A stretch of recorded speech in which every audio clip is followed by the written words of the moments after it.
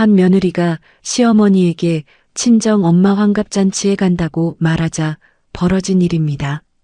출가윈 주제에 어디 친정잔치를 가겠다고 그래? 너희 엄마가 환갑이면 환갑이지. 그게 너랑 무슨 상관이야? 넌 이제 우리 집 사람이지. 그 집 사람이 아니야.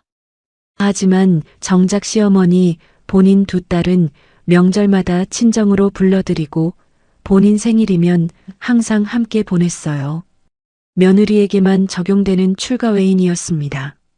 그날 밤 아무도 모르게 며느리는 친정 엄마에게 전화를 걸어 미안하다는 말만 반복했어요. 그 흐느낌을 들은 친정 엄마는 어두운 서재에서 가만히 혼잣말을 흘렸습니다. 사람은 가진 걸 잃어봐야 뭐가 잘못된지 깨닫는 법이지. 설거지, 산책할 때 잠들기 전 이어서 듣기 편하게 지금 구독만 눌러두세요. 우리네 드라마 극장이 다음 편을 자동으로 챙겨드립니다. 그러면 오늘의 이야기 시작합니다. 가을 햇살이 노랗게 내려앉은 오후, 한적한 주택가 골목 안쪽, 회색 기와를 얹은 2층 집 앞에 짙은 남색 세단 한 대가 멈춰 섰습니다. 운전석에서 단정한 회색 정장 차림의 여자가 내렸어요. 한명숙이었습니다. 61의 나이에도 흐트러짐 없는 자태였지만 그 눈에는 깊은 그늘이 머물러 있었어요. 명숙은 트렁크에서 짐을 꺼냈습니다.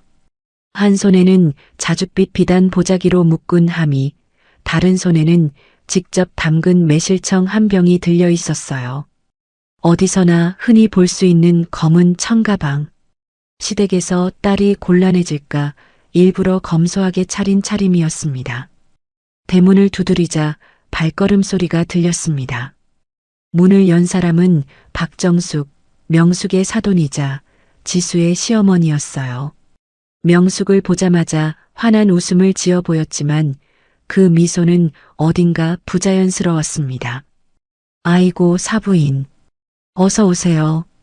거실에는 두 여자가 소파에 앉아 있었습니다. 박정숙의 두 딸, 큰 시누이 김경아와 둘째 시누이 김경이었어요. 두 사람의 인사는 시큰둥했고 시선은 명숙의 가방에 가 있었습니다. 경아가 입꼬리를 살짝 올리며 중얼거렸어요. 항상 수수하시네요. 그게 또 멋이지, 그렇지? 경희가 옆에서 짧게 웃었습니다.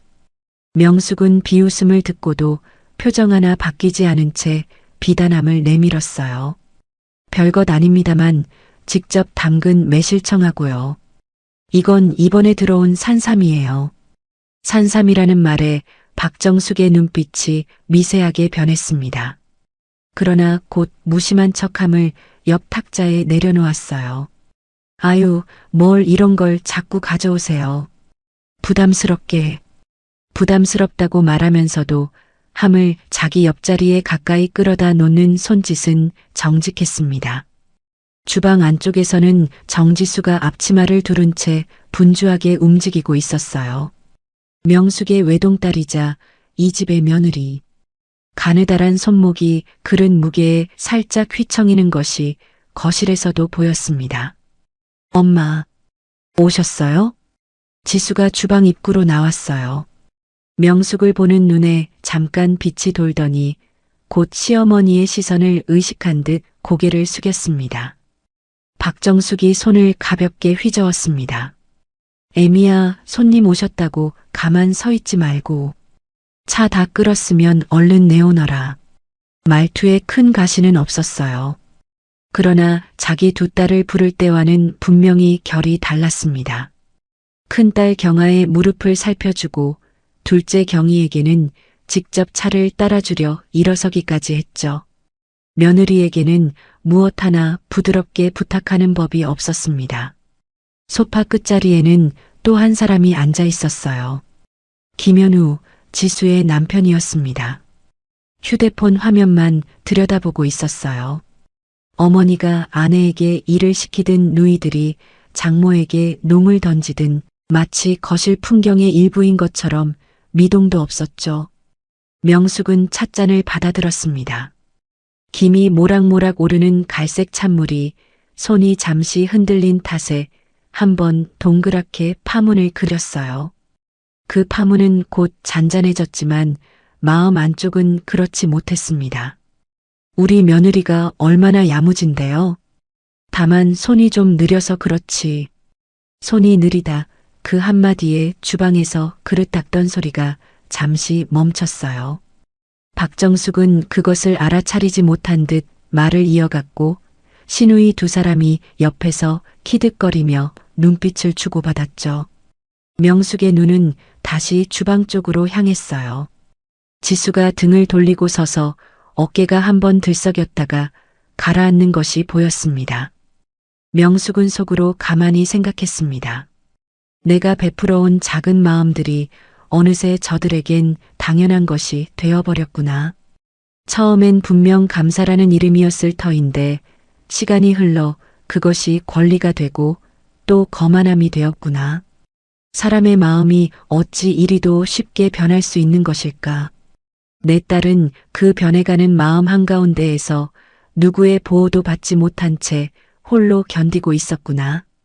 오늘 본 것을 어찌 못 본 것처럼 돌아갈 수 있겠는가. 명숙은 천천히 찻잔을 내려놓았어요.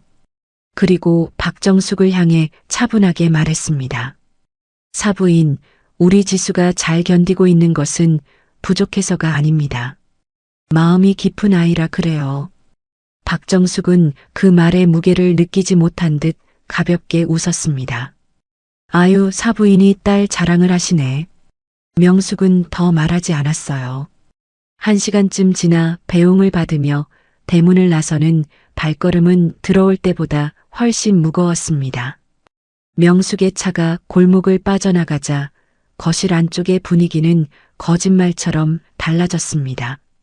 박정숙이 비단함을 열어보며 흡족한 미소를 짓더니 주방을 향해 큰 소리로 외쳤어요. 애미야, 친정 엄마 가셨다. 거기서 뭐 하느라고 인사도 제대로 안 하니? 그릇은 좀 이따 닦고 거실부터 좀 치워라. 지수가 행주를 든 채 주방에서 나왔습니다. 박정숙은 며느리를 위아래로 쓱 훑어보더니 혀를 짧게 찼어요. 네 엄마는 또 뭘 그렇게 가져오시고 딸 부족한 거 메우려고 그러시는 게지. 큰 시누이 경아가 옆에서 받아쳤습니다. 엄마, 그래도 산삼이 꽤 좋아 보이네. 지수는 아무 말도 하지 못했어요. 그저 고개를 숙인 채 거실 바닥에 떨어진 비닐 조각 하나를 조용히 주워들 뿐이었습니다. 현우는 여전히 휴대폰만 들여다보고 있었죠. 아내가 면박을 받고 있는데도 그 옆 얼굴에는 어떤 동요도 없었습니다. 거실 한쪽 벽에 걸린 시계가 5시를 알렸어요. 그 소리만이 그 집안의 유일하게 정직한 소리였습니다. 한 달이 지난 늦은 오후였습니다. 지수는 거실 한쪽 작은 탁자에서 봉투 하나를 만지작거리고 있었어요. 어머니의 환갑 잔치 초대장이었습니다. 곱고 단정한 한지 봉투 위에 명숙의 정성스러운 글씨가 한자 한자 적혀 있었어요. 지수는 봉투를 꺼냈다, 다시 넣었다를 반복했습니다. 시어머니에게 어떻게 말을 꺼낼지 머릿속으로 수십 번을 되뇌었어요. 결혼 7년 동안 친정일을 시댁에 청한 적이 거의 없었습니다. 마음 한구석에 늘 시어머니의 한마디가 무겁게 자리 잡고 있었기 때문이었죠. 출가회인. 부엌에서 무다지는 소리가 났습니다. 박정숙이 도마 위에 칼을 탕탕 내리치며 큰 소리로 외쳤어요. 애미야, 거기 뭐하니? 김장이 끝이 안 나잖아. 지수는 봉투를 손에 꼭 쥐고 부엌으로 들어갔습니다. 박정숙은 며느리의 손에 들린 봉투를 보고는 미간을 살짝 찌푸렸어요. 그건 뭐냐? 어머님, 사실은 다음 달에 저희 친정 엄마 환갑이 있어요. 지수의 목소리는 작고 떨렸습니다. 박정숙은 손에 든 식칼을 도마 위에 탁 하고 내려놓았어요. 그 소리에 지수의 어깨가 움찔 흔들렸습니다. 환가? 그래서 하루만 잠깐만 다녀오면 안 될까요? 엄마 평생에 한 번뿐인 자리잖아요. 박정숙은 며느리의 손에 들린 봉투를 빼앗듯이 가져가더니 보지도 않고 식탁 위로 휙 던져버렸어요. 봉투는 식탁 모서리를 미끄러져 거실 바닥까지 흘러내렸습니다. 못 들었니? 내 환갑이 일주일 전이야. 그 큰일 앞두고 어디 남의 잔치에 정신을 팔아? 지수는 말문이 막혔습니다. 시어머니의 환갑은 분명 친정 환갑보다 일주일 빨랐어요. 그러나 두 잔치 다 가는 것이 어려운 일은 아니었습니다. 박정숙의 얼굴이 벌개졌습니다. 어머님 환갑은 제가 처음부터 끝까지 다 챙기겠습니다. 다만 그 일주일 후에 잠깐만요. 그때 거실 쪽 소파에 앉아있던 두 시누이가 부엌 입구로 다가왔어요. 큰 시누이 경아가 팔짱을 끼고 입을 열었습니다. 옳게 솔직히 말해. 우리 엄마 잔치 준비하기 싫어서 핑계대는 거지? 둘째 경이가 옆에서 거들었어요. 맞아. 친정 잔치 핑계로 빠져나가려고 그러는 거 아니야? 지수는 두 사람을 번갈아 바라봤습니다. 가슴 안쪽에서 무언가가 뜨겁게 차오르는 것이 느껴졌어요. 두 시누이는 명절마다 부모님 생신마다 아무 거리낌 없이 친정에 드나들었습니다. 그런데 며느리인 자신이 어머니 환갑에 단 하루 다녀오겠다는 것이 이토록 큰 죄가 된다는 사실이 믿기지 않았어요. 박정숙이 손바닥으로 식탁을 탁 내리쳤습니다. 출가 외인이라는 말 몰라? 넌 이제 그 집 식구 아니야. 내 환갑 잔치나 완벽하게 준비해.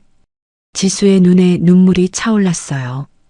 그 순간 거실 안쪽 방문이 열리며 남편 현우가 나왔습니다. 휴대폰을 든 채 어머니와 누이들, 아내 사이를 둘러봤어요. 지수는 남편의 얼굴을 올려다보며 마지막 희망을 걸어보았습니다. 그러나 현우는 잠시 머뭇거리더니 가벼운 한숨을 내쉬며 짧게 말했어요. 어머니 말씀 들어. 그것이 전부였습니다. 그 한마디를 던지고는 다시 자기 방으로 들어가 버렸어요. 방문이 닫히는 소리가 지수의 심장을 한 번 더 짓눌렀습니다. 어머님, 저희 엄마는 평생 저 하나만 보고 사신 분이에요. 제발이요. 지수의 목소리는 거의 절규에 가까웠습니다. 박정숙은 코웃음을 한 번 치고 돌아섰어요. 그 집 사정이 내 알바냐? 너는 내 며느리야. 지수는 거실 바닥에 떨어진 초대장을 주워들었습니다. 한지 모서리가 거칠게 구겨져 있었어요. 그것을 가슴에 꼭 안고 거실 바닥에 그대로 주저앉았습니다.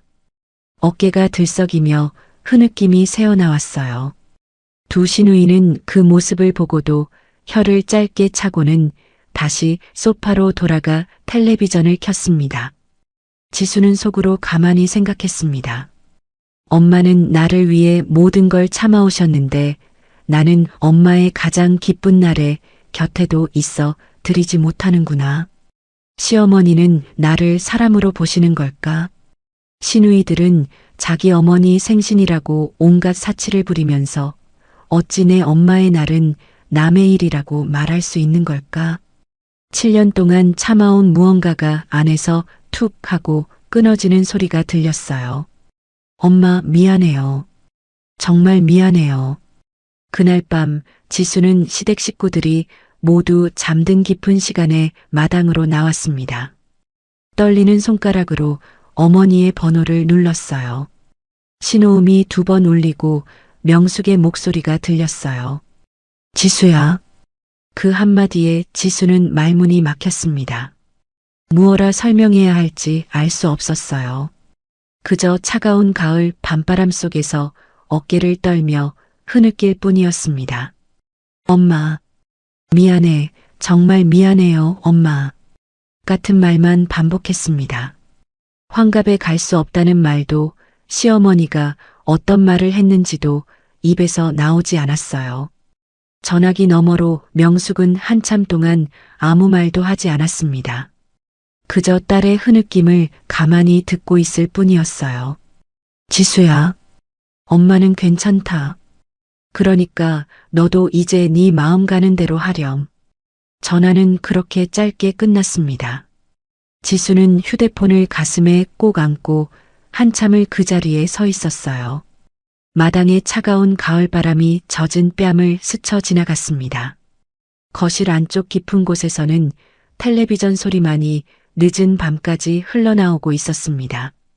전화가 끊긴 뒤에도 명숙은 한참 동안 휴대폰을 귀에서 떼지 못했습니다. 어두운 서재 창밖으로 늦가을의 검은 바람이 불고 있었어요. 책상 위에는 작은 등 하나만 켜져 있었고 그 빛이 명숙의 손등 위에서 가늘게 흔들렸습니다. 지수의 흐느낌이 아직도 귓가에 맴돌았어요. 무슨 일이 있었는지 딸은 끝내 한마디도 입에 올리지 못했지만 명숙은 알았습니다. 7년 동안 켜켜이 쌓아온 무언가가 오늘 마침내 무너진 것이라는 거요. 명숙은 의자 등받이에 몸을 깊이 기댔습니다. 천장을 올려다보았지만 시야는 흐렸어요. 지나간 7년이 마치 오래전 영화의 한 장면처럼 머릿속을 천천히 흘러갔습니다. 처음 사돈을 마주하던 날이 떠올랐어요. 박정숙은 그때만 해도 명숙의 손을 두 손으로 꼭 잡으며 환하게 웃던 사람이었습니다. 며느리 자리에 그렇게 좋은 댁에 따님을 보내주셔서 정말 감사하다고 평생 잘 보살피겠노라고 몇 번이고 다짐을 했었죠. 결혼식이 끝나고 패백 자리에서는 박정숙이 직접 지수의 손을 끌어올리며 우리 집에 귀한 보물이 들어왔다고 자중을 향해 자랑하기까지 했습니다. 지수도 시집간 첫해 명절에 시어머니의 손을 붙들고 환하게 웃으며 어머님이 자신을 친딸처럼 대해주신다고 명숙에게 자랑하곤 했어요. 명숙이 안부 전화를 걸 때마다 박정숙은 사부인 걱정 마세요. 우리 며느리 정말 잘 챙기고 있어요. 라며 환하게 웃었습니다. 명숙은 그 시절을 기억하며 입가에 쓴웃음을 지었어요. 그래, 그때는 그랬었지. 결혼하고 2해째 되던 봄이었습니다.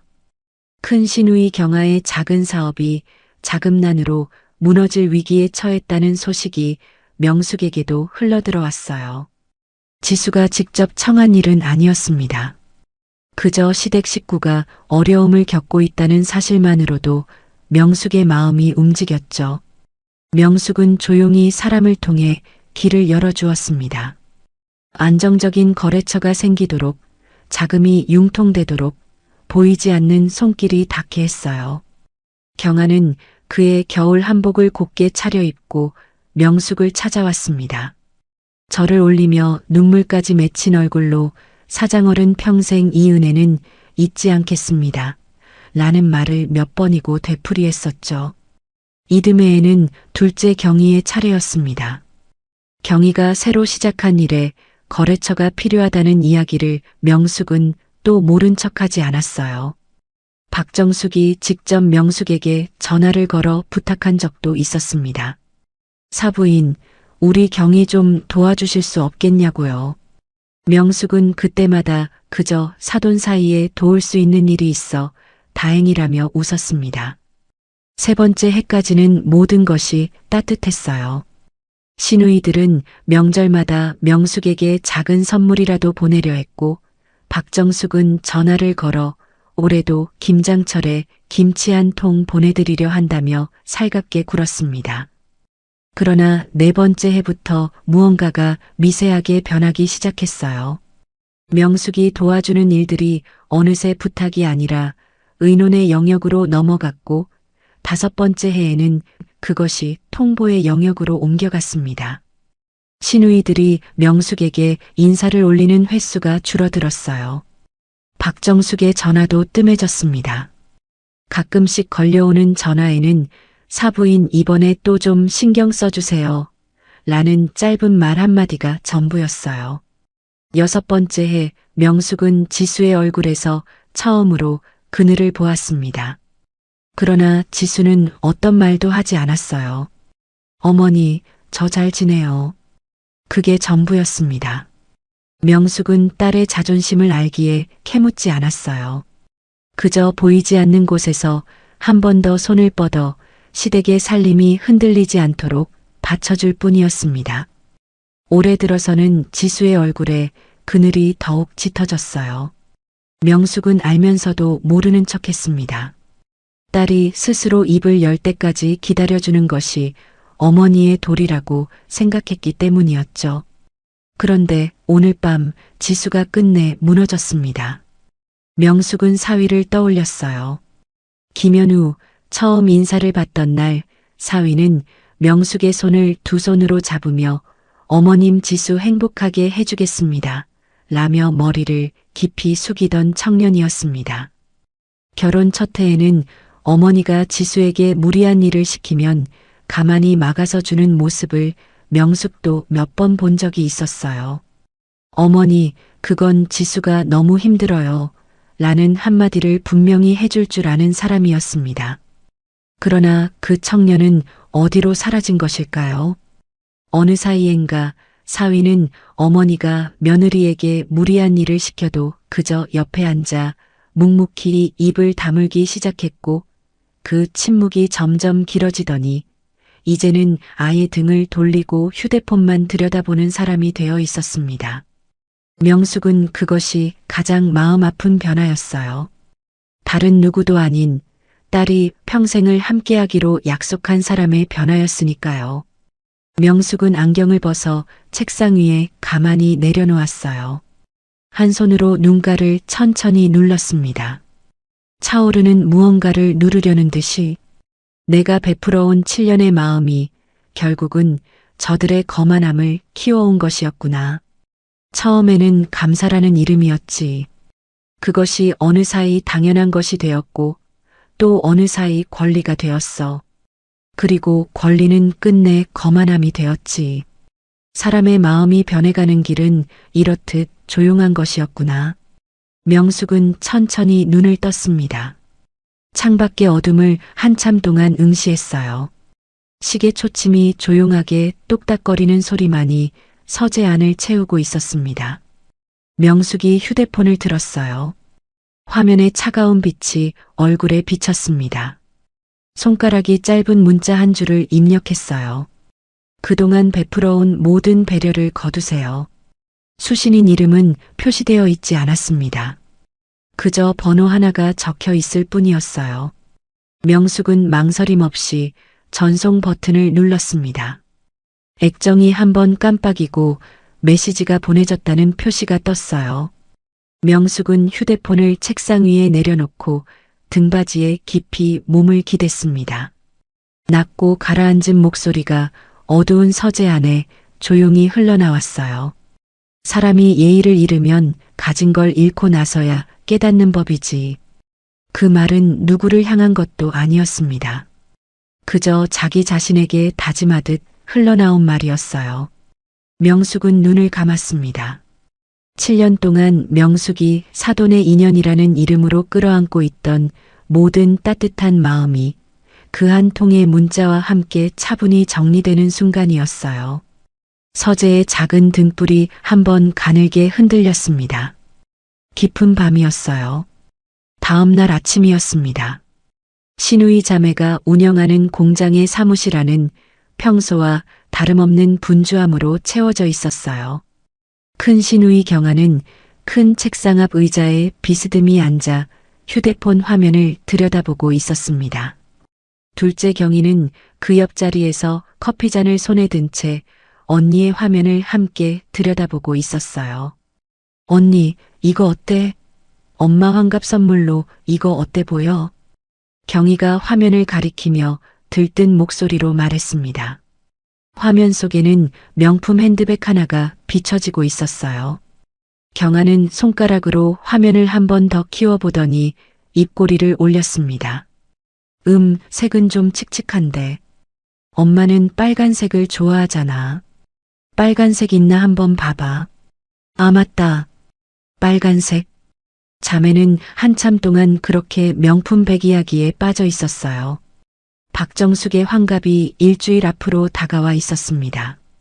두 딸은 어머니에게 어떤 선물을 안겨드릴지, 어느 호텔에서 잔치를 열지 며칠째 즐거운 의논을 이어가고 있었어요. 엄마는 진짜 우리 두 딸 잘 둔 거지, 안 그래? 경아가 의자에 등을 기대며 흐뭇하게 웃었습니다. 경희도 옆에서 고개를 끄덕였어요.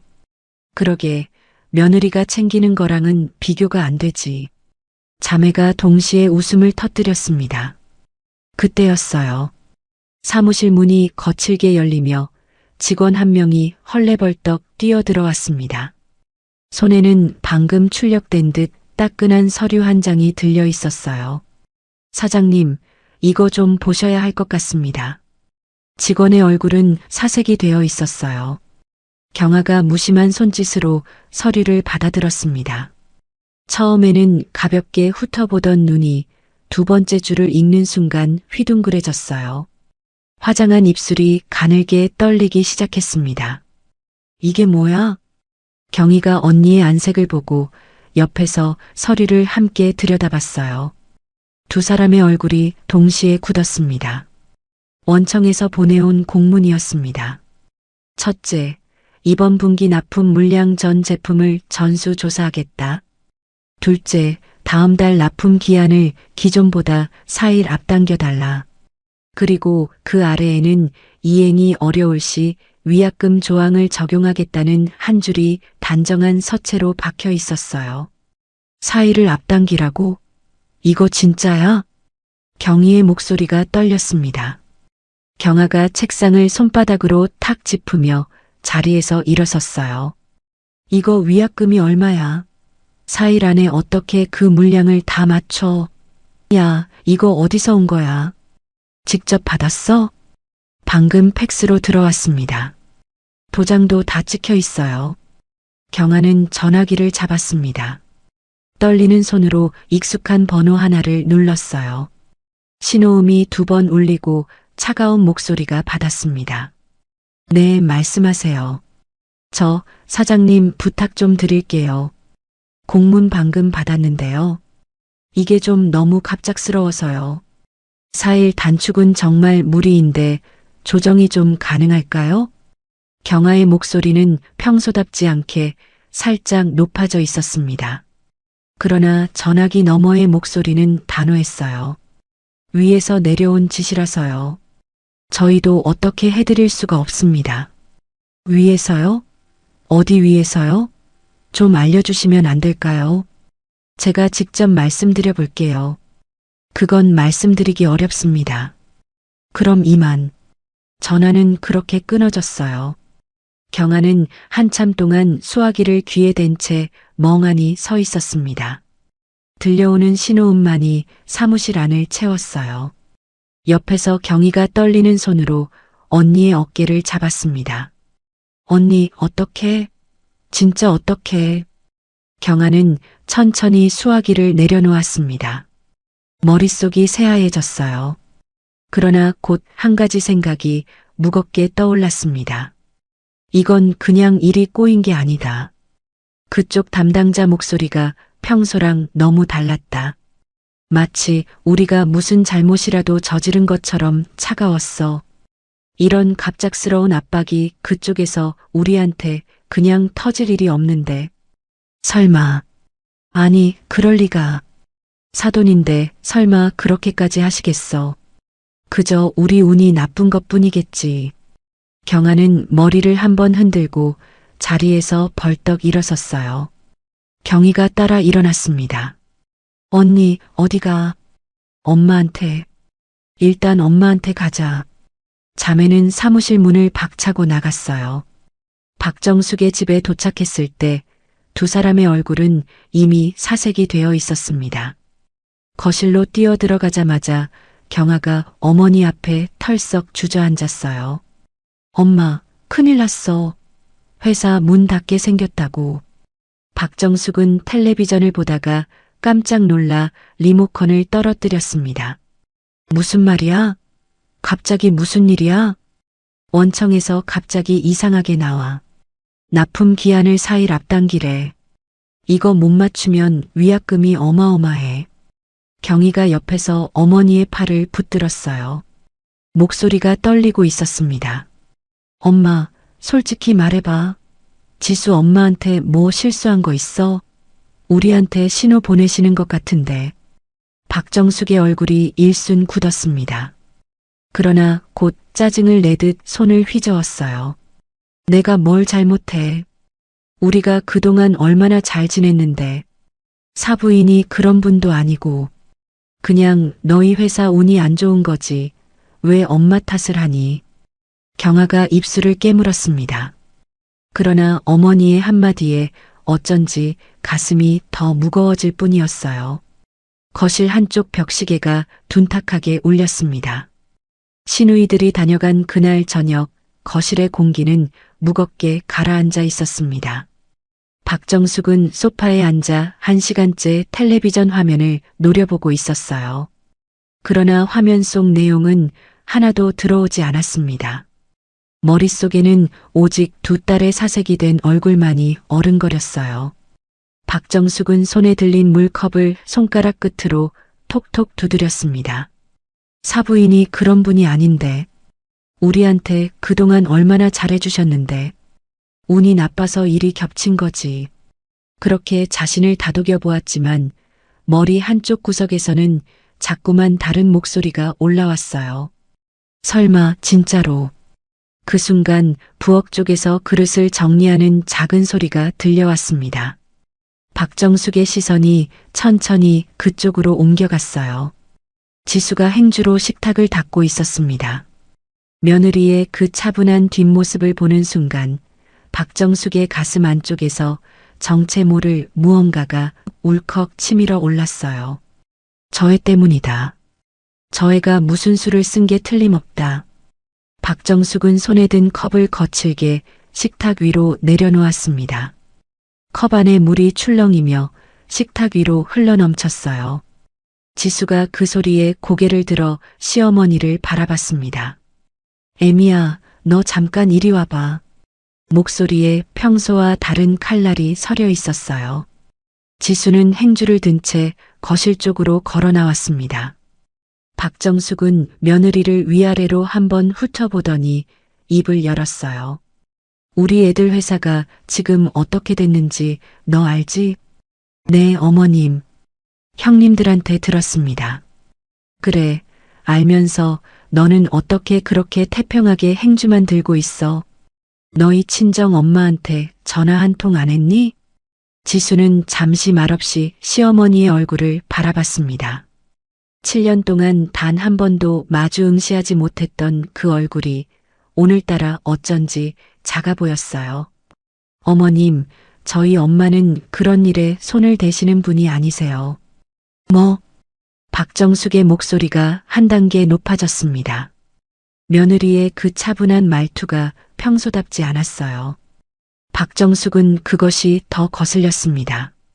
네 엄마가 그 잘난 돈으로 우리 딸들 앞길 막는 거 아니냐고. 너는 그것도 모르고 여기서 행주질이나 하고 있어? 어머님 말씀이 너무 지나치세요. 뭐? 너 지금 시어미한테 그게 무슨 말버릇이야. 박정숙은 자리에서 벌떡 일어섰어요. 그러고는 거실 한쪽 진열장으로 성큼성큼 걸어갔습니다. 그 진열장 한자리에는 지수가 시집을 때 가져온 작은 사진 액자 하나가 놓여 있었어요. 친정 어머니 명숙과 지수가 환하게 웃고 있는 사진이었습니다. 박정숙은 그 액자를 거칠게 집어들었습니다. 이 집안에 재수 없는 거 들였더니 결국 이 꼴을 보는구나. 말이 끝나기도 전에 박정숙은 들고 있던 액자를 거실 바닥을 향해 힘껏 내던졌어요. 유리가 깨지는 날카로운 소리가 거실을 가르고 지나갔습니다. 액자 모서리가 부서져 나가며 사진이 거실 카펫 위로 비스듬히 떨어졌어요. 지수의 어깨가 한번 크게 흔들렸습니다. 그러나 눈물은 흐르지 않았어요. 며느리는 천천히 시어머니에게로 시선을 옮겼습니다. 그 눈빛에는 지난 7년 동안 한 번도 보이지 않았던 어떤 것이 담겨 있었어요. 어머님, 왜 오늘은 그만하시는 게 좋겠어요. 지수의 목소리는 낮았지만 흔들리지 않았어요.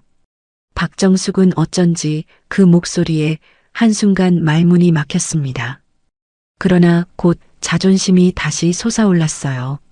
네가 지금 시어미한테 그만하라 말아야? 너희 친정 엄마가 손 떼라고 하면 다 끝나는 일이잖아. 당장 전화 걸어. 빌어. 네가 무릎이라도 꿇고 빌어.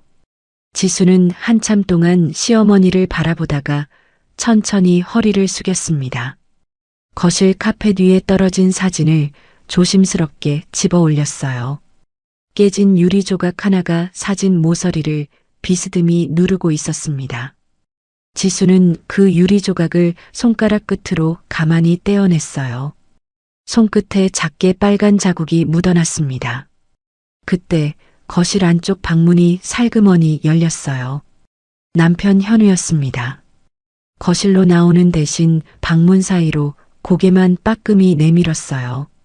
깨진 유리, 어머니의 거친 숨소리, 그리고 무릎 꿇고 사진을 줍고 있는 아내. 그 모든 것을 한번 둘러본 현우는 잠시 망설이는 듯 하더니 얕게 한숨을 쉬었습니다. 여보, 그냥 당신이 좀 참아. 그 한마디가 전부였어요. 현우는 다시 방문을 닫고 들어가 버렸습니다. 작은 찰칵 하는 소리가 지수의 등 뒤에서 들려왔어요. 지수는 사진을 가슴에 꼭 안고 천천히 자리에서 일어섰습니다. 시어머니를 향해 한번 가볍게 목례를 한 뒤 묵묵히 안방을 향해 걸어갔어요. 박정숙은 그 뒷모습을 노려보았지만 어쩐지 더 이상 호통을 칠 기력이 나지 않았습니다. 며느리가 들어간 뒤 박정숙은 소파에 풀썩 주저앉았어요. 깨진 유리 조각이 거실 바닥에 흩어져 있었습니다. 박정숙은 그 조각들을 멍하니 내려다보다가 손가락으로 자기 관자놀이를 꾹 눌렀어요. 설마 사부인이 진짜 우리 회사를 친 건 아닐 거야. 사돈 사이에 그렇게까지 하실 분이 아니지. 그저 일이 꼬인 것뿐이야. 며느리도 너무 컸어. 시어미한테 어디 그런 눈빛을 보여. 박정숙은 그렇게 같은 말을 속으로 몇 번이나 되뇌었습니다. 그러나 그 말들은 어느 하나도 자기 마음에 와닿지 않았어요. 거실 바닥에서 깨진 유리 조각 하나가 등불 아래 차갑게 반짝였습니다. 다음 날 오전이었습니다. 지수는 부엌에서 묵묵히 아침상을 정리하고 있었어요. 어젯밤 깨진 사진 액자는 새벽에 조용히 정리해 두었습니다. 카펫에 남은 작은 얼룩만이 어제 일이 꿈이 아니었음을 보여주고 있었어요. 대문 밖에서 갑자기 차 멈추는 소리가 다급하게 들려왔습니다. 곧이어 거친 발걸음 소리와 함께 현관문이 벌컥 열렸어요. 큰 시누이 경아와 둘째 경희가 거의 뛰다시피 거실로 들어섰습니다. 두 사람의 얼굴은 어제보다 훨씬 더 헬쑥해져 있었어요. 경아의 손에는 종이 한 장이 구겨진 채 들려 있었습니다. 엄마 어디 있어? 경희의 목소리는 거의 비명에 가까웠어요. 박정숙이 안방에서 놀라 뛰어나왔습니다. 무슨 일이야 또? 아침부터 왜들 이래? 경아가 손에 든 종이를 거실 식탁 위로 던지듯 내려놓았습니다. 엄마, 이거 봐. 또 왔어. 이번엔 전수조사래. 우리 공장 전 라인 다 세워놓고 검사하겠다고. 전수조사? 그게 뭐야? 엄마, 이거 그냥 회사 그만하라는 소리야. 위약금에 검사 비용까지 합치면 우리 진짜 끝이야. 경희의 목소리에 울음이 섞이기 시작했어요. 박정숙은 종이를 집어들고 한참을 노려봤지만 글자가 눈에 들어오지 않았습니다. 그저 가슴이 쿵쿵 내려앉는 소리만 들렸어요. 경아가 어머니의 양 어깨를 잡고 흔들었습니다. 엄마, 지수 엄마한테 사과해. 가서 무릎이라도 꿇고 빌어. 우리 식구 다 망하게 생겼다고. 뭐? 내가 왜 사부인한테 무릎을 꿇어? 내가 잘못한 게 뭐가 있다고. 박정숙이 어깨를 거칠게 빼며 손을 휘저었어요. 그동안 우리가 얼마나 잘해드렸는데 며느리도 끝까지 데리고 있어줬고 명절마다 인사도 빠뜨린 적 없잖아. 사부인이 그런 분이 아니야. 엄마, 지금 그게 중요해? 그 회사 사람들 우리 전화도 안 받는다고. 사부인 쪽에서 신호 보내시는 거 모르겠어? 세 사람의 목소리가 점점 높아졌습니다. 그때 경희의 시선이 부엌 입구에 가만히 서 있는 지수를 발견했어요. 지수는 두 손을 앞으로 모은 채 그 광경을 조용히 바라보고 있었습니다. 경희가 갑자기 자리에서 일어나 지수에게로 걸어갔어요. 그러더니 지수 앞에 무릎을 털썩 꿇었습니다. 거실에 모두가 숨을 멈췄어요. 옳게. 우리가 잘못했어. 정말 잘못했어. 경희의 목소리가 갈라졌습니다. 경아도 어쩔 줄 모르고 망설이다가 결국 동생 옆으로 다가가 함께 무릎을 꿇었어요. 두 자매가 며느리 앞에 무릎을 꿇은 광경에 박정숙은 입을 다물지 못했습니다. 옳게. 어머니한테 전화 한 통만 해줘. 응? 우리 집 망하면 너도 어디 발붙일 데 없잖아. 응? 어머니한테 한 번만 빌어달라고 해줘. 지수는 말없이 두 시누이를 내려다봤습니다. 어제까지 자신을 한낱 종처럼 부리던 두 사람이 지금 자기 발 앞에 무릎을 꿇고 있었어요. 이상하게도 지수의 마음에는 통쾌함도 분노도 떠오르지 않았습니다. 그저 어떤 차가운 거리감만이 자리를 잡고 있을 뿐이었어요. 박정숙이 그제야 정신을 차리고 소리쳤습니다. 너희 둘 다 일어나. 내 딸들이 며느리 앞에서 무릎을 꿇어. 이게 무슨 꼴이야. 박정숙이 다가와 두 딸의 팔을 잡아 끌었어요. 그러나 경아가 어머니의 손을 거칠게 뿌리쳤습니다. 엄마는 좀 가만히 있어. 엄마 때문에 이렇게 된 거 아니야. 경희도 거들었어요. 엄마가 며느리한테 어떻게 했는지 정말 몰라서 그래. 사부인 귀에 다 들어갔을 거야. 엄마는 좀 입 다물고 있어. 박정숙은 두 딸의 입에서 그런 말이 나올 줄은 꿈에도 몰랐습니다. 평생 어머니 말이라면 무엇이든 따르던 두 딸이었어요. 그 두 딸이 지금 자기 며느리 앞에서 어머니인 자신을 면박주고 있었습니다. 박정숙의 가슴 안쪽이 한순간에 무너지는 것 같았어요. 내 딸들이 왜 저의 앞에서 빌고 있는 거야. 지수 친정 엄마가 누구길래. 아니야, 그저 일이 꼬여서 그런 거야. 그저 운이 나빠서. 그런데 왜 내 딸들이 저렇게까지. 박정숙은 머릿속이 어지러웠습니다. 그 어지러움이 분노로 바뀌어 솟구치는 데는 오래 걸리지 않았어요. 박정숙의 시선이 지수에게로 향했습니다. 며느리는 여전히 두 시누이를 내려다보며 아무 말도 하지 않고 있었어요. 그 차분한 얼굴이 박정숙에게는 견딜 수 없이 거슬렸습니다. 박정숙은 식탁 위에 놓인 물컵을 거머쥐었어요.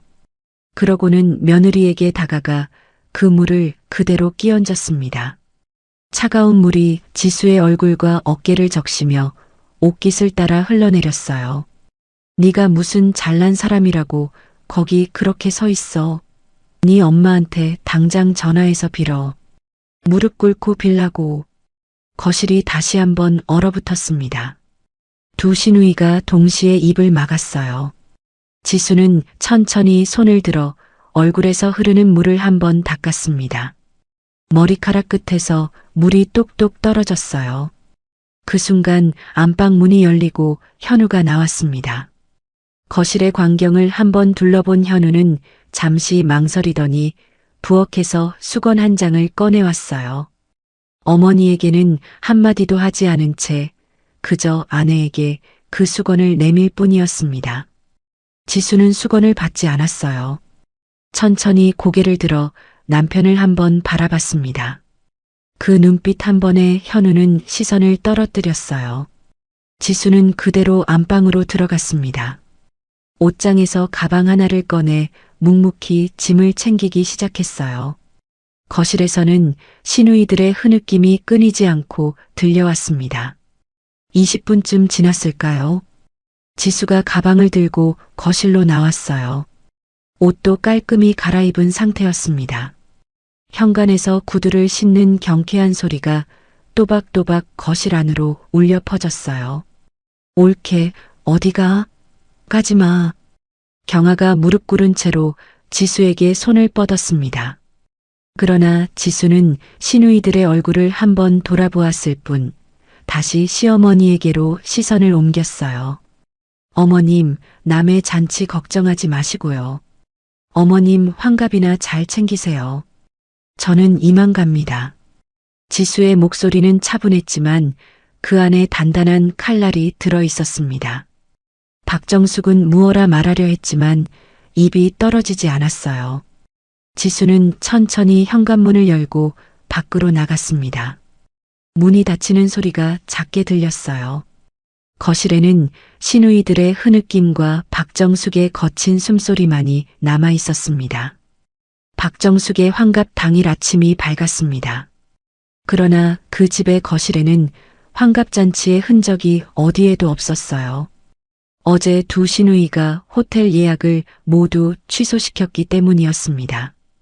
회사가 이 지경인데 잔치는 무슨 잔치냐고 두 딸이 어머니를 윽박지르며 모든 일정을 취소해버렸어요. 박정숙은 거실 소파에 앉아 한 손으로 이마를 짚고 있었습니다. 어제 며느리가 떠나간 자리, 어제 자기가 며느리에게 물을 끼얹은 자리, 그 모든 것이 같은 거실 안에 흔적도 없이 사라져 있었어요.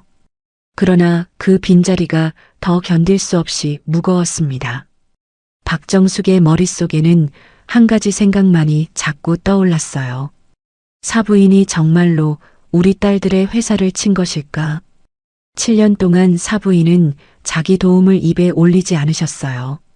그 침묵을 박정숙은 어느 사이엔가 사부인의 너그러움이 아니라 그저 며느리 어머니다운 겸손함으로만 받아들이고 있었습니다. 어제부터 그 침묵의 의미가 다르게 느껴지기 시작했어요. 큰 시누이 경아가 거실 한쪽에서 휴대폰만 들여다보고 있었어요. 둘째 경이는 식탁에 엎드려 흐느끼고 있었습니다. 자매는 어제 밤새도록 회사를 살리려 사방에 전화를 돌렸지만 어느 쪽에서도 전화를 받지 않았어요. 거래처마다 대답은 한결같이 위에서 내려온 지시라는 한마디뿐이었습니다. 그 위가 어디인지를 자매는 누구보다 잘 알고 있었어요. 남편 현우는 안방에서 나오지 않고 있었어요. 무엇 하나 입에 올리지 않은 채 그저 방 안에 틀어박혀 침묵으로 일관할 뿐이었습니다. 그때였습니다. 대문 밖에서 묵직한 엔진 소리가 들려오기 시작했어요. 한 대가 아니었습니다. 자동차 소리가 끊이지 않고 이어지더니 마침내 골목 전체가 차들의 소리로 가득 찼어요. 거실 안에 세 사람이 동시에 고개를 들었습니다. 경아가 천천히 자리에서 일어나 창가로 다가갔습니다. 커튼을 젖힌 경아의 손이 그 자리에서 멈췄어요. 얼굴이 단숨에 사색이 되었습니다. 엄마. 목소리가 갈라졌어요. 박정숙이 무거운 몸을 일으켜 창가로 다가갔습니다. 경희도 흐느낌을 멈추고 따라왔어요. 창밖 좁은 골목길에 검은색 세단들이 줄을 지어 도열해 있었습니다. 한 대, 두 대, 그 줄은 골목 끝까지 이어져 있었어요. 차에서 내린 검은 정장 차림의 사람들이 절도 있는 동작으로 길 양옆에 도열하고 있었습니다. 박정숙의 입술이 가늘게 떨리기 시작했어요. 진짜로 사부인이 직접 오시는 거야? 엄마. 경아가 어머니의 팔을 부여잡았습니다. 그 손이 떨리고 있었어요. 엄마 어떡해? 회장님이 직접 오시는 거잖아. 그것도 저렇게 격을 갖춰서. 엄마, 우리 이제 진짜 끝이야. 경아의 목소리에는 어떤 흐느낌도 들어있지 않았습니다. 그저 모든 것을 단념한 사람의 차가운 떨림만이 있을 뿐이었어요. 사람을 시켜서도 충분히 처리할 수 있는 일이었습니다. 그런데 회장님이 직접 발걸음을 하셨다는 것은 단순한 사업상의 일로 끝낼 생각이 없으시다는 뜻이었어요. 경희가 식탁에 다시 주저앉으며 두 손으로 얼굴을 가렸어요. 박정숙은 멍하니 창밖을 바라봤습니다. 평생 그 이름을 신문과 텔레비전 화면 속에서나 들어왔던 그 자리. 사람을 시키면 시켰지 직접 발걸음하지 않으리라 마음 한구석에서 안일하게 믿어왔던 그 사람이 지금 자기 집 대문 앞에 서 있었어요. 검은 세단 한 대의 뒷문이 천천히 열렸습니다. 검은 정장 차림의 비서가 두 손으로 문을 잡고 정중히 머리를 숙였어요. 그 안에서 한 사람이 천천히 내려섰습니다. 한명숙이었습니다. 검은색에 잘 다듬어진 정장. 손에는 작은 가죽 가방 하나만이 들려 있었어요. 명숙은 잠시 그 자리에 서서 사돈댁의 문패를 한번 올려다본 뒤 천천히 발을 옮겨 대문 안으로 들어섰습니다. 대리석 마당을 가로지르는 명숙의 구두 소리가 또박또박 울려 퍼졌어요. 그 소리 하나만으로도 박정숙의 가슴이 쿵 하고 내려앉았습니다. 현관문이 열렸습니다. 비서가 먼저 들어와 정중히 인사를 올린 뒤 한 발자국 비켜섰어요. 한성글로벌 한명숙 회장님 입장하십니다. 비서의 차분한 음성이 거실 안에 울려 퍼졌습니다. 그 한마디가 떨어지자마자 두 시누이는 그 자리에서 무릎이 풀려 바닥에 주저앉았어요. 박정숙은 한 손으로 식탁 모서리를 짚지 않으면 서 있을 수가 없었습니다. 명숙이 거실 안으로 들어섰어요. 사돈이라는 인연 뒤에 숨겨두었던 자기 본 모습 그대로 처음으로 디딘 순간이었습니다. 명숙의 시선이 거실 바닥에 주저앉은 두 시누이를 천천히 훑었어요. 그리고 식탁 모서리를 잡고 떨고 있는 박정숙에게로 옮겨갔습니다. 사부인, 환갑 잔치는 잘 준비하고 계셨나요? 명숙의 목소리는 크지 않았습니다. 그러나 거실 안의 모든 사람이 그 한마디에 숨이 막혔어요. 박정숙은 입을 때려 했지만 어떤 말도 나오지 않았습니다. 큰 시누이 경아가 무릎 꿇은 자세 그대로 머리를 바닥에 짚었어요. 회장님, 저희가 정말 잘못했습니다. 회장님이 그동안 베풀어 주신 그 모든 것을 저희가 너무 당연하게 여겼습니다. 경희도 옆에서 흐느끼며 따라 머리를 숙였습니다. 회장님, 한 번만 용서해 주세요. 저희가 어머니 호의에 너무 익숙해진 나머지 사람 도리를 잊고 있었습니다. 명숙은 두 사람을 한참 동안 내려다봤어요. 표정에는 분노도 연민도 없었습니다. 그저 차가운 응시뿐이었어요. 명숙은 천천히 박정숙에게로 시선을 옮겼습니다. 사부인. 박정숙은 다리에 힘이 풀려 식탁 의자에 가까스로 주저앉았어요. 사부인. 지수 어머님. 아니, 회장님. 제가 정말 잘못했습니다. 회장님이 사돈 어른이시라는 걸 알면서도 어느 사이엔가 그저 며느리의 어머니로만 여기게 되어서. 사부인.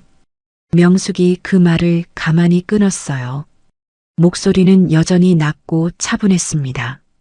저는 7년 동안 사돈으로서의 도리를 다해왔습니다. 며느리 자리에 보낸 제 딸이 시댁에서 얼굴 한번 찌푸리지 않도록, 사돈댁의 두 따님이 사업 한번 무너지지 않도록 저는 제가 할 수 있는 모든 것을 해왔어요. 그것이 제가 할 도리라고 생각했기 때문입니다. 박정숙이 고개를 깊이 숙였습니다. 그런데 사부인은 어느 사이엔가 그것을 제 도리가 아니라 그저 받아 누리실 권리로 여기시게 되었더군요. 제가 사부인께 그렇게 가르쳐 드린 적은 없는데 말입니다. 거실 안이 얼어붙었어요. 명숙은 거실 안을 한번 천천히 둘러본 뒤 차분한 목소리로 말을 이어갔습니다. 사부인. 두 따님이 운영하시는 회사가 그동안 어떻게 유지되어 왔는지 한 번이라도 진지하게 생각해 보신 적이 있으십니까? 큰 따님이 사업 시작하시던 그해 자금이 막혀 부도 직전까지 가셨던 일을 사부인은 기억하시지요. 둘째 따님이 새 거래처를 못 구해 어려움을 겪으실 때 사부인이 직접 제게 전화 주셨던 일도 잊지 않으셨겠지요. 박정숙의 얼굴이 하얗게 질려갔습니다. 두 시누이는 어깨를 들썩이며 더 깊이 머리를 숙였어요. 저는 그 모든 일을 한 번도 저의 권리로 내세운 적이 없습니다. 그저 사돈으로서 도울 수 있는 일을 도왔을 뿐이지요. 그러나 그 호의가 거두어지는 순간 두 따님 회사가 어떤 모습이 될지는 사부인도 이미 어제부터 보고 계시지 않습니까? 박정숙은 다리에 힘이 모두 풀려 있었어요. 그제야 머릿속에 지난 7년이 한꺼번에 펼쳐졌습니다. 결혼 첫 해부터 사부인이 큰딸과 둘째 딸 사업을 받쳐주셨던 일들, 명절마다 보내오던 선물의 무게, 며느리가 시댁에서 무엇을 견디고 있는지를 한 번도 따져 묻지 않으셨던 그 침묵. 자기는 며느리 어머니의 마음을 받았다고 여겼지만 사실은 한 사람의 회장이 끌어안고 있던 거대한 인내심을 받아온 것이었어요. 명숙은 한 발 앞으로 나서며 박정숙을 똑바로 응시했습니다. 사부인은 제 딸을 출가외인이라 부르셨다지요. 그래요. 그 말 그대로 받아들이겠습니다. 오늘부터 제 딸은 이 댁의 출가외인이 됩니다. 그리고 사부인 두 따님 또한 저희 한성과는 출가외인이 되실 겁니다. 박정숙의 입에서 짧은 신음이 새어나왔습니다. 거실 바닥에 무릎 꿇고 있던 두 시누이가 동시에 통곡을 터뜨렸어요. 그제야 박정숙은 자리에서 일어나 명숙 앞으로 한 걸음 나섰습니다. 그러고는 그대로 무릎을 꿇었어요. 회장님, 사부인, 제발 한 번만 제 딸들을 살려주십시오. 모든 게 저 때문입니다. 매를 맞아야 할 사람은 저 한 사람뿐이에요. 박정숙의 목소리가 갈라졌습니다. 평생 누군가 앞에 무릎을 꿇어본 적이 없는 사람이었어요. 그 무릎이 차가운 거실 바닥에 닿는 순간 박정숙은 자기가 7년 동안 지켜왔다고 믿었던 시어머니의 권위라는 것이 사실은 누구의 자비 위에 얹혀 있었던 것인지를 사무치게 깨달았습니다. 명숙은 그런 사부인을 한참 동안 내려다봤어요. 그러나 표정에는 어떤 변화도 일어나지 않았습니다. 사부인. 7년 동안 제 딸이 흘린 눈물을 사부인은 한 번이라도 닦아주신 적이 있으십니까? 박정숙이 고개를 들지 못했어요. 제 환갑조차 출가외인이라며 막아세우신 분이 이제 와서 모든 게 본인 탓이라 하시는군요. 박정숙은 더 이상 입을 떼지 못했어요. 그저 거실 바닥에 두 손을 짚은 채 어깨를 들썩일 뿐이었습니다. 그때 안방 문이 슬그머니 열렸습니다. 무슨 일이 벌어지고 있는지 들으려 귀를 기울이고 있던 현우가 마침내 거실로 나선 것이었어요. 명숙의 모습을 본 현우의 얼굴이 단숨에 창백해졌습니다. 그 자리에 굳어 한 발자국도 움직이지 못했어요. 그때 현관문 쪽에서 작은 발걸음 소리가 들려왔습니다. 지수였어요. 어머니의 부름을 받고 친정에서 함께 온 것이었습니다.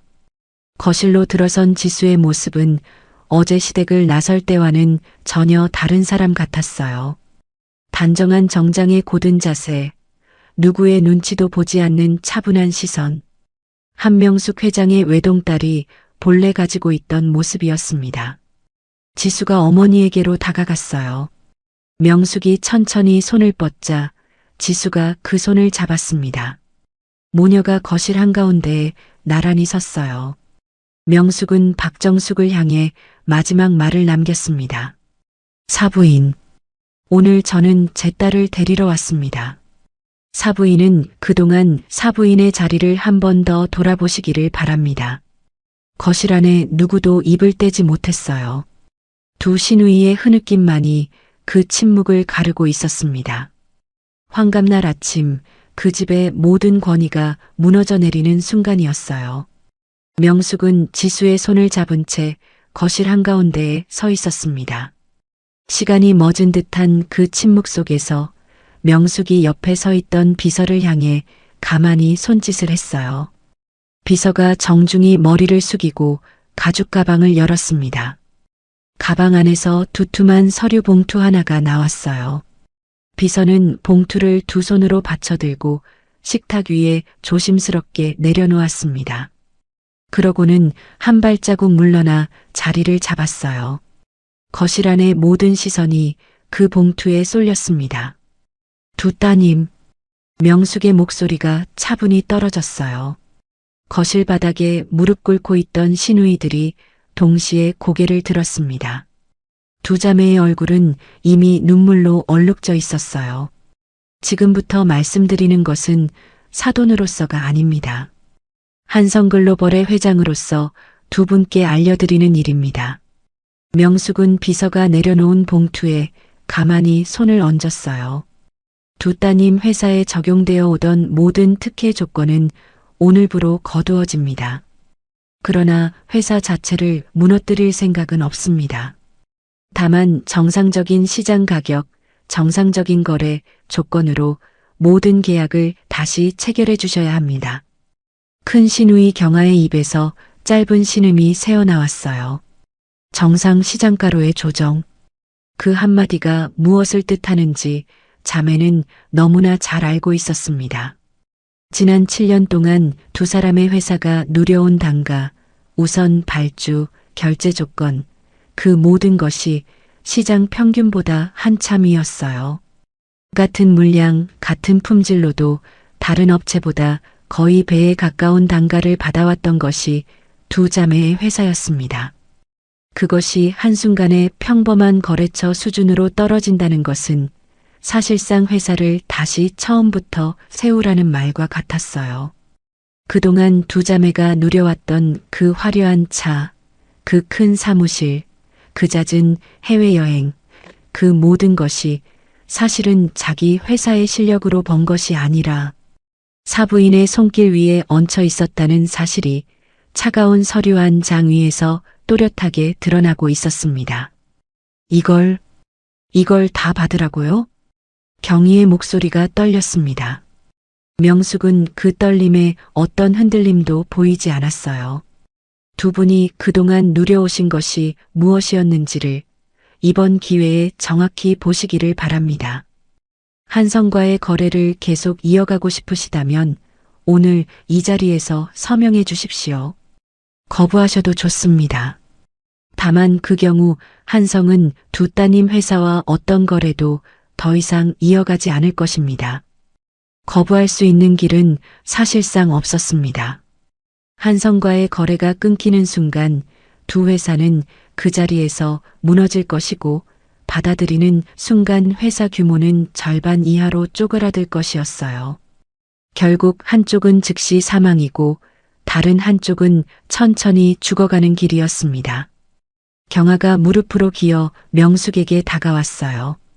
그러더니 명숙의 옷자락을 두 손으로 부여잡았습니다.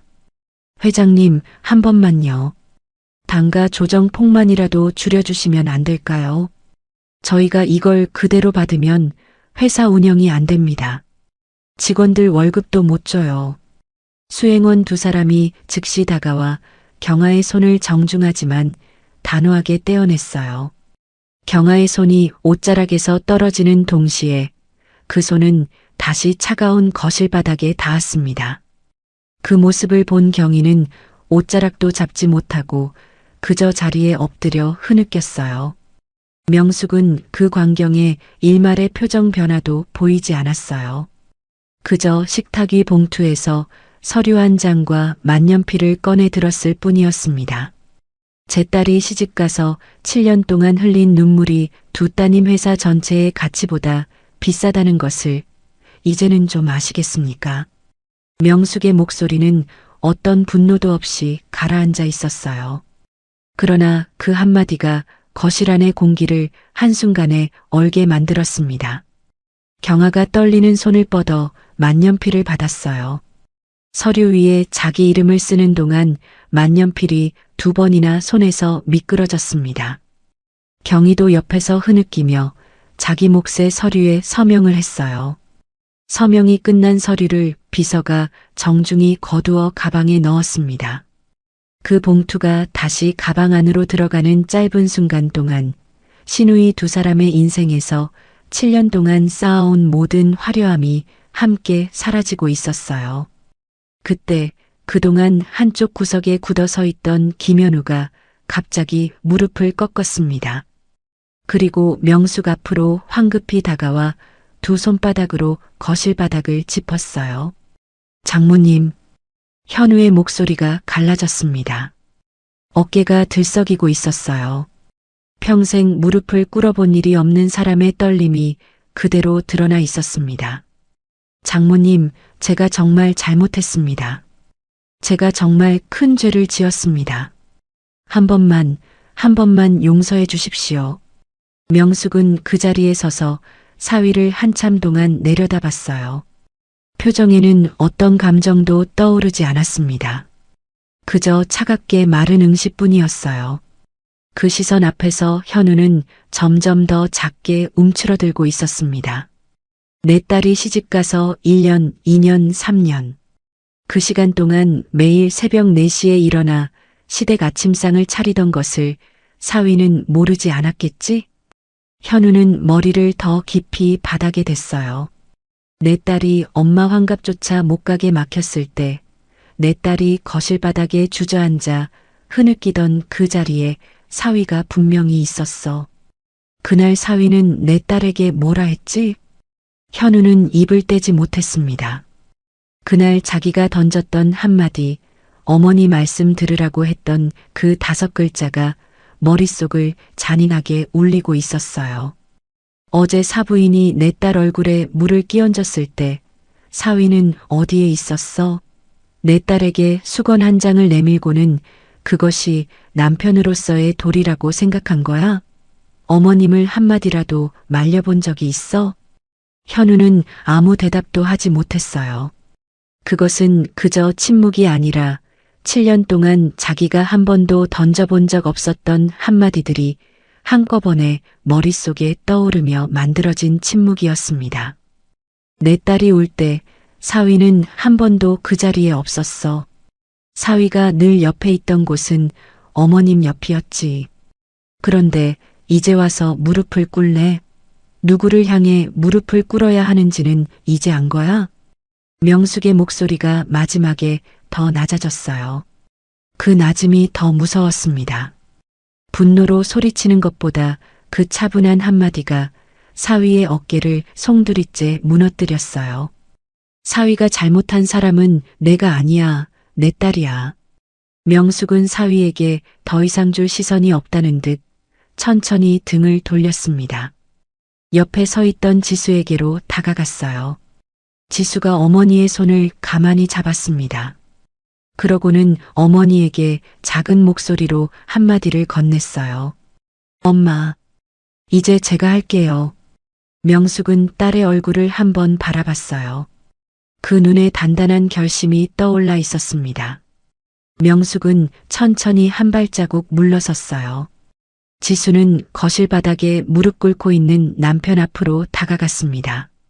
그러고는 차분한 목소리로 말을 시작했어요. 지수의 머릿속에는 7년이 한꺼번에 흘러갔습니다. 시집간 첫날 시어머니의 손을 잡고 환하게 웃던 자기 자신, 어머님이 처음 호통을 치시던 날 망설이다 결국 입을 다물던 남편의 얼굴, 매일 새벽 4시에 일어나 김치통을 들어 옮기던 자신의 손, 친정환갑 초대장이 거실 바닥에 흩날리던 그 오후, 그 7년의 시간이 자기가 그토록 지키려 했던 가정이라는 것이 얼마나 허망한 것이었는지를 지수는 이제 또렷이 보고 있었어요. 어머니가 7년 동안 묵묵히 바쳐주신 그 모든 것이 그 안에서 살았던 자기 한 사람만 모르고 있었던 일이었습니다. 현우 씨, 현우가 천천히 고개를 들었습니다. 그 눈에 마지막 희망이라도 걸어보려는 듯한 빛이 담겨 있었어요. 그러나 지수의 얼굴은 차분하기만 했습니다. 우리는 이제 같이 살 수 없어요. 저는 이 결혼을 정리하려고 합니다. 거실 안의 모든 숨이 또 한 번 멎었어요. 박정숙이 식탁을 짚고 비틀거리며 며느리에게 다가오려 했지만 지수는 시어머니에게 시선조차 주지 않았습니다. 인간적으로는 언젠가 용서할 수 있을지 몰라요. 그러나 한 집에서 같이 살아가는 것은 다른 일입니다. 저는 7년 동안 당신이 어머님 옆에 앉아 휴대폰만 들여다보는 모습을 봐왔어요. 당신이 어머님을 말려준 적은 단 한 번도 없었습니다. 단 한 번도요. 지수야. 한 번만. 미안해요. 저도 7년 동안 한 번만 그렇게 견뎌왔어요. 지수의 목소리가 잠시 흔들리는 듯 했지만 그 흔들림은 곧 다시 단단해졌습니다. 제가 견뎌온 그 한 번이 쌓여서 오늘이 된 거예요. 이제 그 무게는 당신이 한번 살아보세요. 지수는 천천히 시어머니에게로 시선을 옮겼습니다. 박정숙은 이제 식탁 의자에 가까스로 몸을 기댄 채 며느리를 올려다보고 있었어요. 어머님, 박정숙의 입술이 떨렸습니다. 어머님은 늘 저에게 말씀하셨지요. 출가 외인이라고. 시집간 여자는 친정 식구가 아니라고.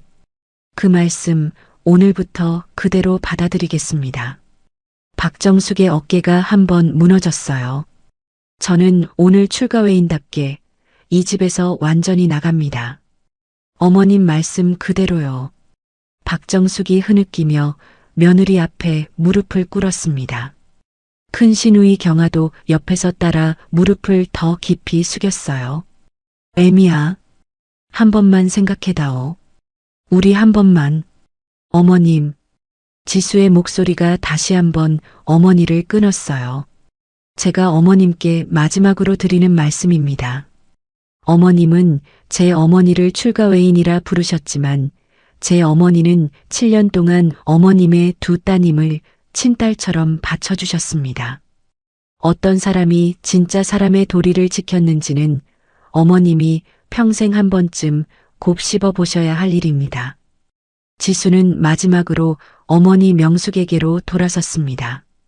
명숙이 손을 뻗자 지수가 그 손을 잡았어요. 모녀가 거실 한가운데에서 다시 한번 나란히 섰습니다. 엄마, 이제 가요. 명숙은 딸의 어깨를 가만히 감쌌어요. 두 사람은 거실 바닥에 무릎 꿇은 시댁 식구들 사이를 천천히 지나 현관문을 향해 걸어갔습니다.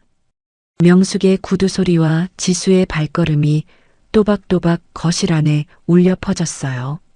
문이 닫히는 짧은 소리가 들렸습니다.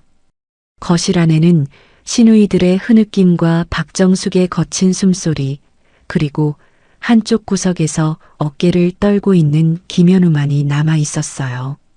환갑날 정오, 그 집에서 한 가족이 통째로 사라진 순간이었습니다. 같은 날 저녁, 시내의 한 작은 호텔 연회장이었습니다. 박정숙이 한 달 전부터 골라두었던 본인의 환갑잔치를 위한 자리였어요.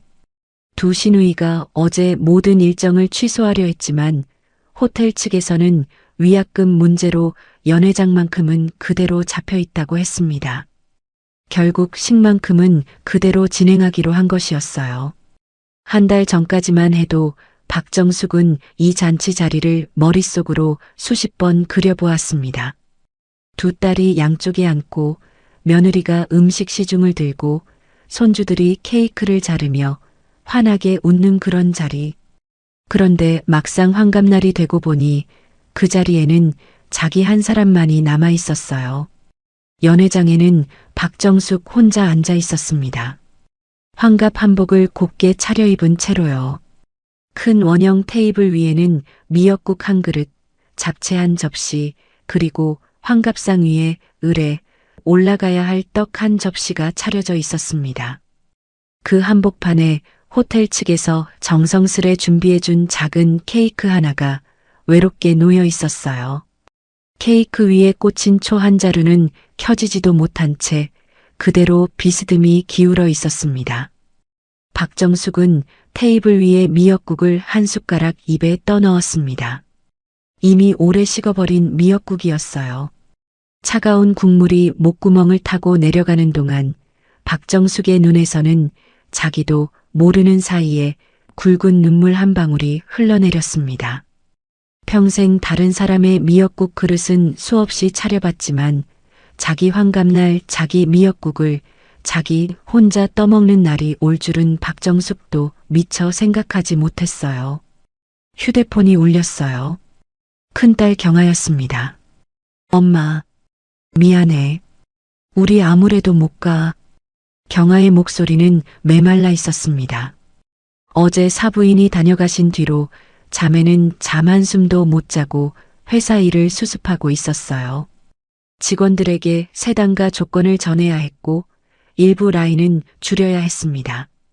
환갑이고 뭐고 챙길 정신이 없었어요. 한쪽에서 동생 경희도 거래처에 전화를 돌리느라 정신이 없는 모양이었습니다. 그래, 너희도 힘들지. 됐다. 박정숙은 그 말 한마디만 하고 전화를 끊었습니다. 둘째 경희에게서도 비슷한 시간에 문자 한 통이 왔어요. 엄마 미안해. 다음에 꼭 챙겨드릴게. 그것이 전부였습니다. 김현우는 어제 시댁을 나간 이후 어디로 갔는지 연락 한 통도 없었어요. 박정숙은 휴대폰 화면을 잠시 노려보다가 그것을 가만히 테이블 위에 엎어두었습니다. 박정숙은 휴대폰을 천천히 테이블 위에 내려놓았어요. 연회장 안은 너무나 조용했습니다.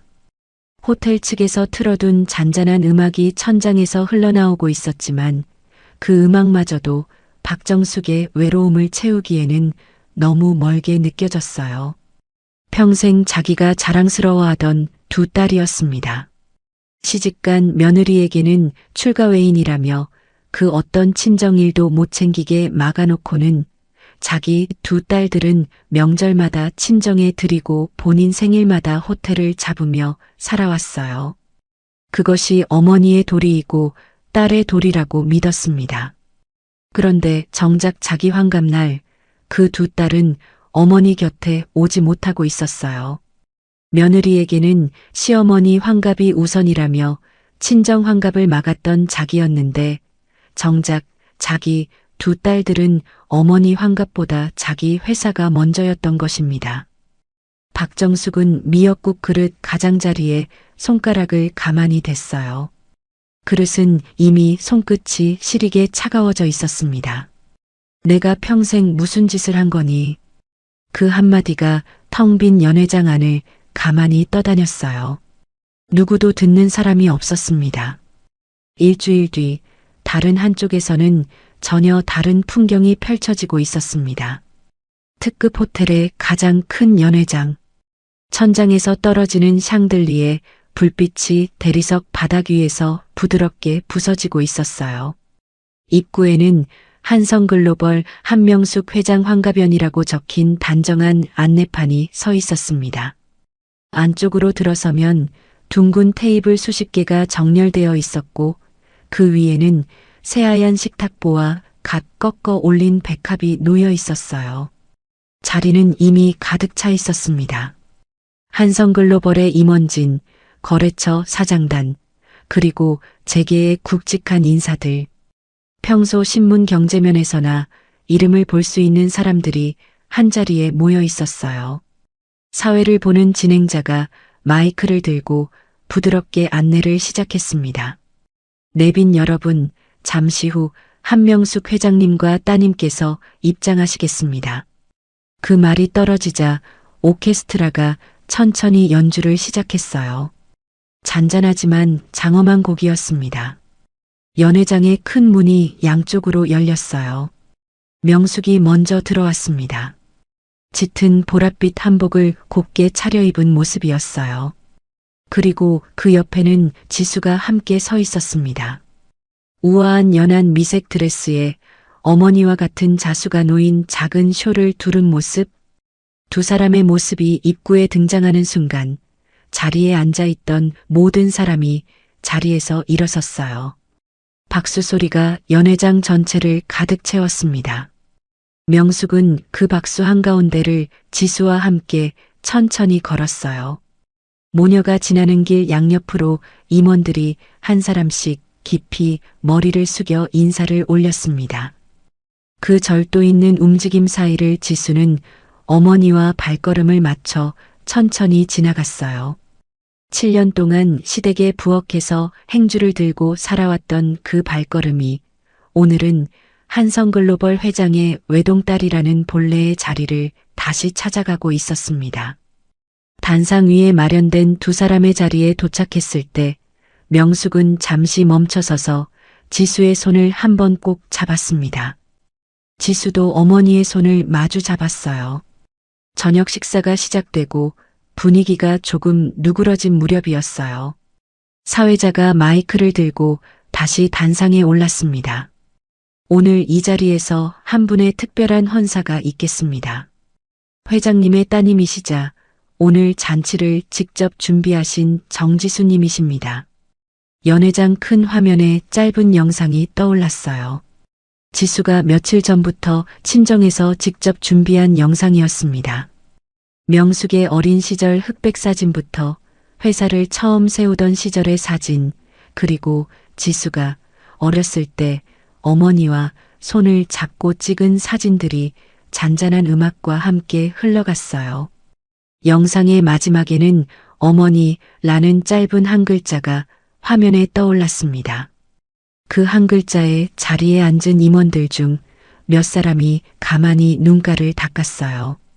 한성글로벌의 회장으로만 알아왔던 그 사람의 또 다른 이름이 그 두 글자에 담겨 있었기 때문이었습니다.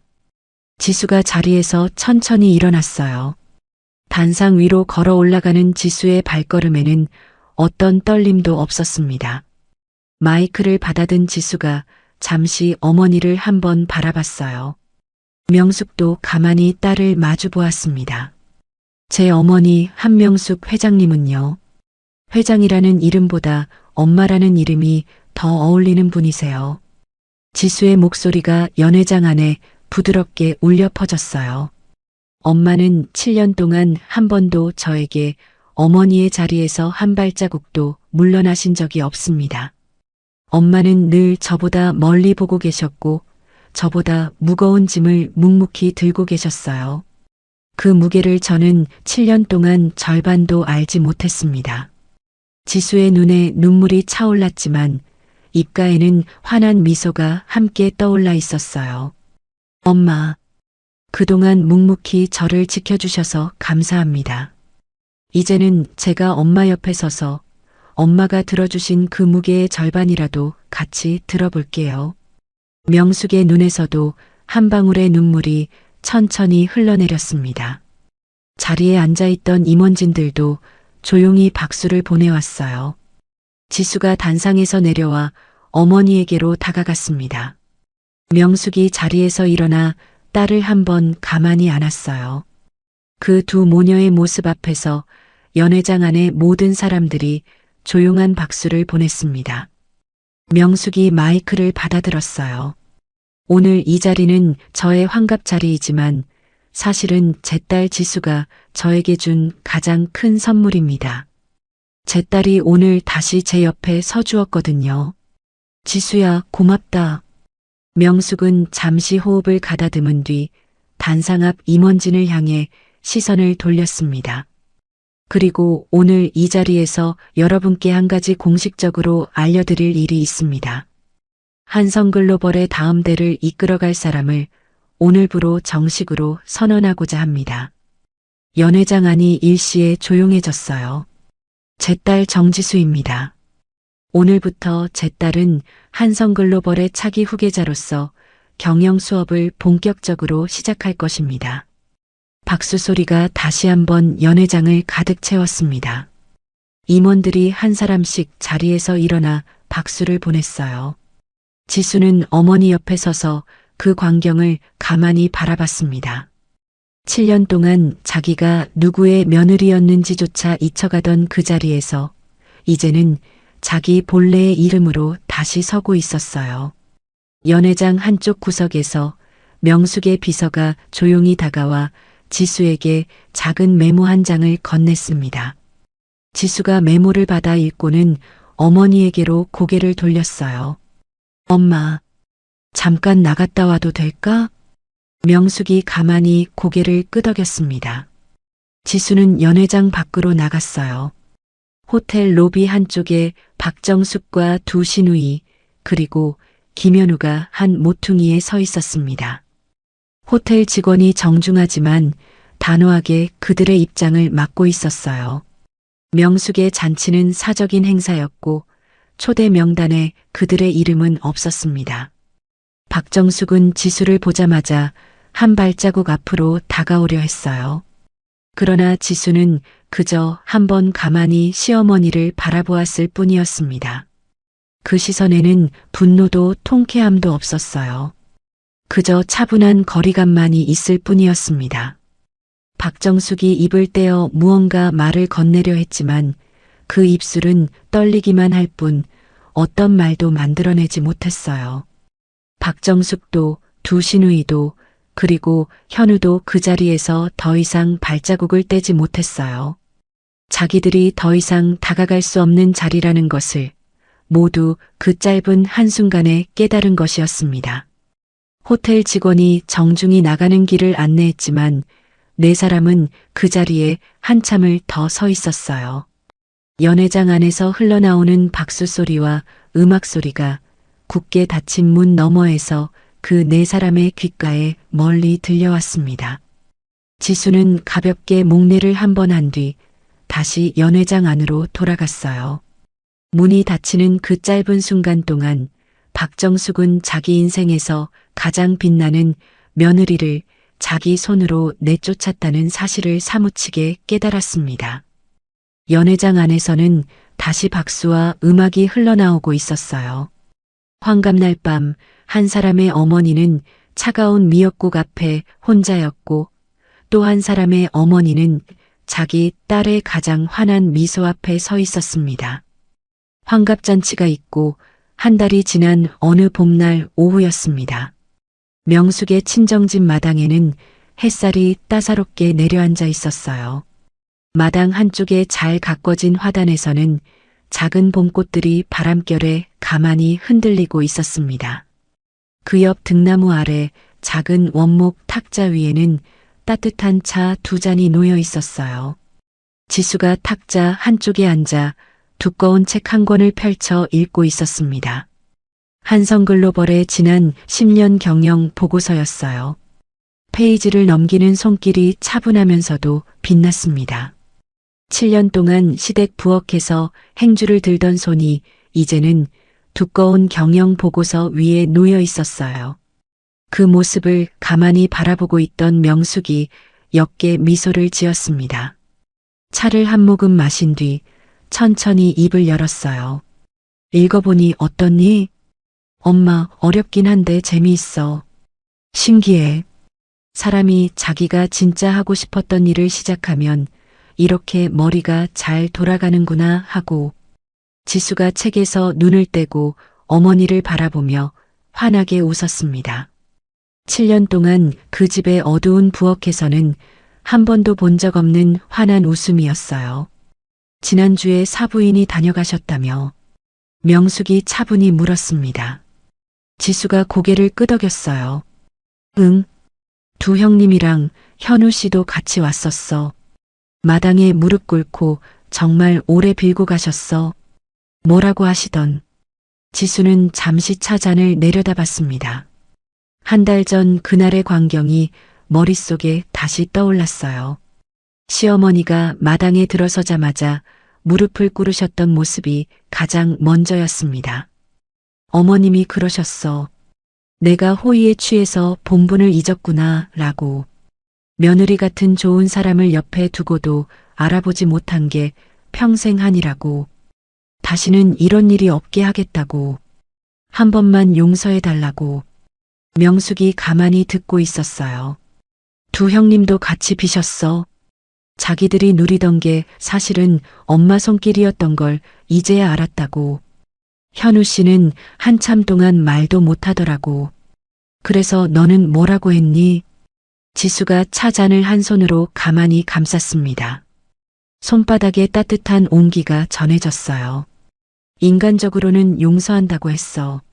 같이 사는 거랑은 다른 일이지만 미워하면서 사는 건 결국 내가 더 무거워지는 일이니까. 그렇게 매듭은 짓고 살자고 했어. 현우 씨는 이혼 절차는 그대로 진행할 거야. 그건 변함없어. 다만 사람으로서 다시 만나게 되더라도 외면하진 않을게요. 그렇게는 했어. 명숙이 천천히 고개를 끄덕였습니다. 딸의 그 단단한 결을 지켜보는 어머니의 눈가에 잔잔한 빛이 어렸어요. 잘했다. 지수가 다시 환하게 웃었습니다. 엄마. 응. 나 이제 정말 숨이 쉬어져. 고마워. 명숙은 그 한마디에 한참 동안 말을 잇지 못했어요. 7년 동안 자기가 그토록 듣고 싶었던 한마디였습니다. 명숙은 차 잔을 내려놓고 천천히 손을 뻗어 딸의 손을 마주 잡았어요. 두 모녀의 손바닥에서 따뜻한 온기가 가만히 오갔습니다. 그래, 지수야. 인생은 이제부터 시작이야. 넌 누구보다 강한 내 딸이니까. 지수가 어머니의 손을 더 꼭 잡았어요. 마당에 작은 바람이 불어 화단의 봄꽃들이 가만히 흔들렸습니다. 지수는 속으로 가만히 생각했어요. 이 따뜻한 바람, 이 작은 마당, 이 한 잔의 차. 7년 동안 자기가 어디서도 누리지 못했던 그 평범한 풍경들이 사실은 자기가 평생 꿈꿔온 진짜 풍경이었구나. 권력도 돈도 결국은 내 곁에 있는 사람을 지키기 위한 수단일 뿐이라는 것을 어머니가 7년 동안 묵묵히 가르쳐주고 계셨구나. 시댁분들도 이제는 자기들의 자리에서 서로를 다시 들여다보며 살아가시겠지. 우리도 우리의 자리에서 한 발 한 발 새로 디뎌나가면 되는 일이지. 명숙이 차 잔을 다시 들었습니다. 김이 살짝 오르는 차 잔을 입에 가져가며 가만히 미소를 지었어요. 회장으로서가 아니라 한 사람의 어머니로서 짓는 미소였습니다. 봄바람이 마당을 한 번 더 가로질러 갔어요. 두 사람의 차 잔에서 옅은 김이 함께 피어올랐습니다. 모녀의 웃음소리가 그 햇살 가득한 마당에 천천히 퍼져나갔어요. 누군가의 며느리도 아내도 아닌 정지수의 새봄이 그렇게 시작되고 있었습니다. 여러분, 오늘 이야기 어떻게 보셨나요? 저울이라는 건요, 한쪽에만 무게를 잡고 얹다 보면 결국 그 한쪽이 부러지더라고요. 오늘 이야기가 많은 분들에게 작은 위로와 통쾌함을 드렸기를 바랍니다. 오늘 이야기가 마음에 남으셨다면 구독과 알림으로 다음 만남을 예약해두세요. 우리네 드라마 극장이 다시 찾아갑니다. 그리고 오늘 이야기를 듣고 느낀 감정과 생각을 댓글로 소통해주세요.